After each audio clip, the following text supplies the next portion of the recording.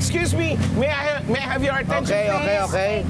Speaking of tamad, nakarinig na ba kayo ng reporter na imbis na siya ang magtanong, ako na mismo ang nag-interview? Meron nun? Meron. Tingnan nyo, dito yan. Sa Wally on the Phone. Magandang araw sa inyong lahat. Ako si Pia, ang inyong news anchor for today. At ating kilalanin ng ating mga news insider dito sa Quezon City.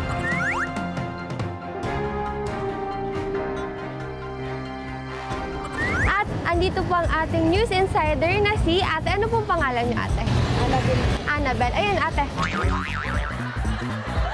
Ayan, at tumatawag po ang ating news anchor live. Ayun, kakausapin ka po niya, Ate Annabel. Ayun po. Pakinggan naman natin ang balitang umariba-ariba-ariba andale-andale dyan sa Quezon City mula sa ating flash reporter na si Annabel Inobio po.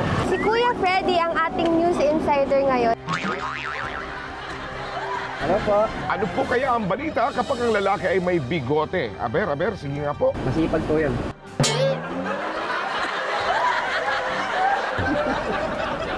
Ganun ba? Sa aming mga informant, ang mga lalaki daw na may bigot ay di umano'y babaero daw. Naniniwala po ba kayo doon? Ewan ko po, hindi ko pa alam yan. Nakamusin po natin ang mga nanay natin dito na mayroong tindahan. At ayon naman sa balita na nakalap namin, marami daw mga marites sa lugar ninyo. Anong masasabi po ninyo dito? Hindi mo talaga mawawala marites, ganun talaga. Ito po ang tanong, ano naman ang latest sa mga marites dyan sa lugar ninyo? Marami po, may babae, may lalaki po dito. Araw-araw po naman po dito, may marites po eh. Kayo po ba ay membro ng kapisanan ng mga marites? Opo. Nagluluko nga po kami, naglulukuan lang naman po kami dito. Pag umaga po, pag tapos na yung gawain, kailangan na daw mag-sign-in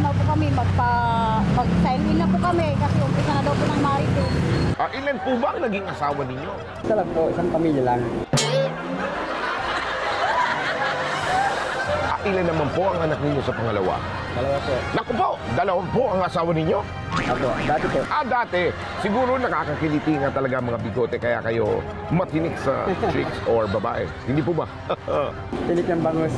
Sa bantay preso naman tayo. Magkano ngayon ang pagpapagawa ng kilay?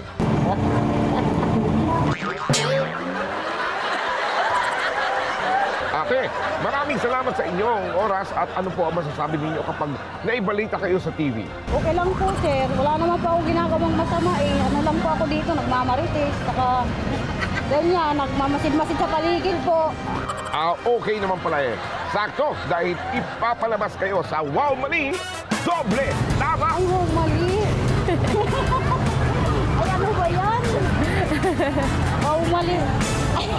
Ano po ang masasabi ninyo kapag naging headline ang kilay ninyo, hindi lang sa radyo, kundi sa TV? Okay lang po. Ano naman po ang masasabi ninyo kapag kayo po ay naibalita sa TV? Yun po, parang artista na rin. Magiging artista na nga po kayo dahil ibabalita kayo sa TV5 sa Wow Mali, Doble Tama! Kuya!